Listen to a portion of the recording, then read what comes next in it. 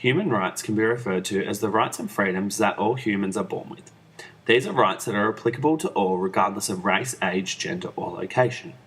Human rights are all interconnected, therefore, there cannot be a belief in some human rights without a belief in all human rights. These rights were formalised when the United Nations Declaration of Human Rights was introduced and adopted in 1948. Cultural relatives critiques argues that human rights cannot be universally applicable by virtue of the fact that all cultures are different and have different ways of living. In this presentation, I'll explore a few of the arguments that cultural relativists use to argue that human rights are not universal. All men have been made equal by nature and in their ability and desires. In this equality of ability comes equality of hope. From as early as the 16th century, many human rights philosophers, such as Thomas Hobbes, discussed the universality of human rights.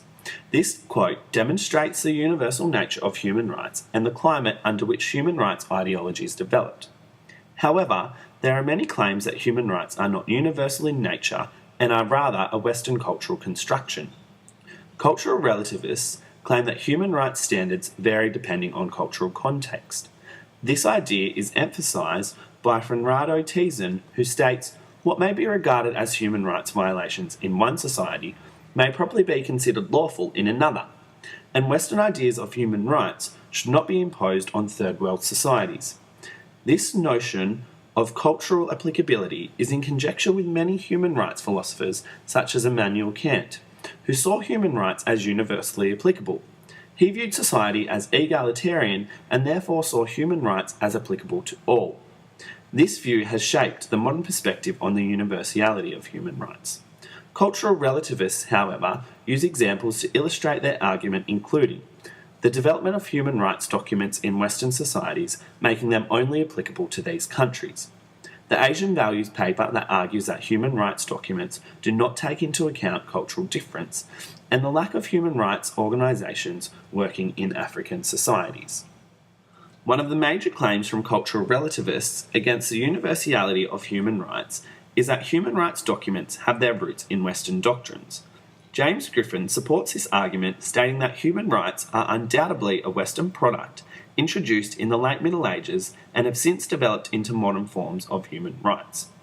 This is further supported by Polis and Schwab, who argue that human rights are a Western construct with limited applicability.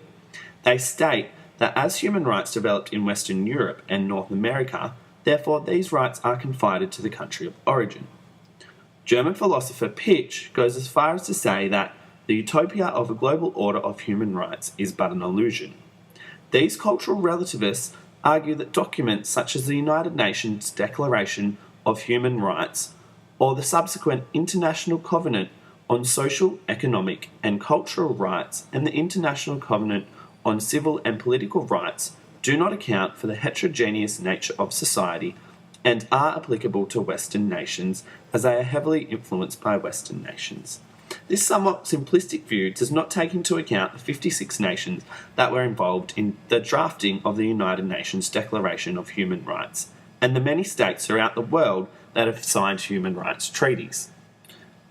Another major critique of the universality of human rights is the Asian values ideology that was part of the discourse of cultural values and human rights at the Vienna World Conference of Human Rights held in 1993. Many leaders from Asian nations use this conference as a platform to highlight the dichotomy between Western cultural values and cultural values of many Asian nations.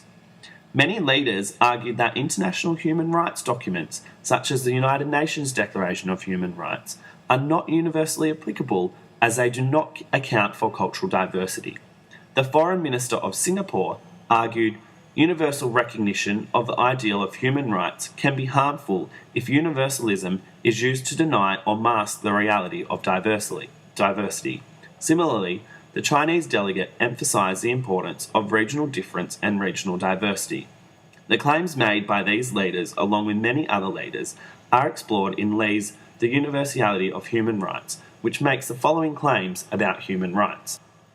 Firstly, human rights developed under particular social, economic and political conditions that did not bear the same impact on Asian countries as Western countries. It was argued that human rights must be considered in regards to the context that they were developed. Therefore, many of the human rights outlined in contemporary treaties did not apply to Asian nations as they did not have the same conditions as many Western nations. Another such argument from many Asian nations is that the rights of the community or the collective supersede the rights of the individual. It is argued that this is in contrast to Western nations where the individual rights and freedoms come before the rights of the collective. However, this does not take into account that community rights cannot be achieved without the protection of the rights of the individual. Finally, Asian nations rank social and economic rights over the individual, civil and political rights.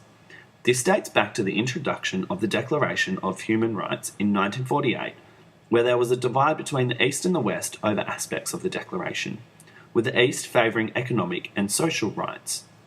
This, however, denies the interconnectedness of human rights and insinuates a hierarchy of rights. Although these aforementioned critiques do present some issues for the universality of human rights, they do not take into account the East's ability to adopt many other Western ideologies or cultural components, such as capitalism. Many African states have condemned human rights regimes, stating that human rights are developed in Western perspectives. This is explored by Sharp in the text Constructing Human Rights in the Age of Globalization. Sharp states, "Debate on human rights is not as active in Africa as it is in Asia, as there are relatively few locally based human rights non-government organisations in Africa. Foreign scholars therefore generate much of the human rights activity and debate that takes place in Africa. This has fueled the perception among Africans of human rights regimes as not just Western-inspired, but as something as foreign and even imperialist." This is supported by Koba, who, speaking about African human rights, states, "There seems to be some consensus, however, that the conception of human rights as generally understood is historically a Western concept. The more troubling questions facing Westerners and non-Westerners alike pertain to whether contemporary international human rights instruments, given their Western biases, can be said to apply to the people from non-Western cultures. These examples drawn from African societies present many problems for universalists, as they add substance to the arguments of the cultural relativists who would argue that human rights documents have their roots in Western cultures and Western nations. If many African states do not find human rights applicable, then can it be said that they are universal? This is a question that cultural relativists use to support their argument. It is evident that there are many critiques about the universality of human rights. Cultural relativists claim that human rights treaties do not account for the cultural difference present within the world. They also claim such human rights documents have Western cultural origins. Cultural relativists draw on the claim of the Asian values and African perspectives on human rights to support their arguments. Although these critiques present difficulties for the promotion of the universality of human rights and the achievement of human rights globally across a diverse range of cultural contexts, these arguments often don't take into account the diverse range of nation-states that have signed onto universal human rights treaties. They also don't take into account the diverse range of delegates that were part of the construction of the Declaration of Human Rights.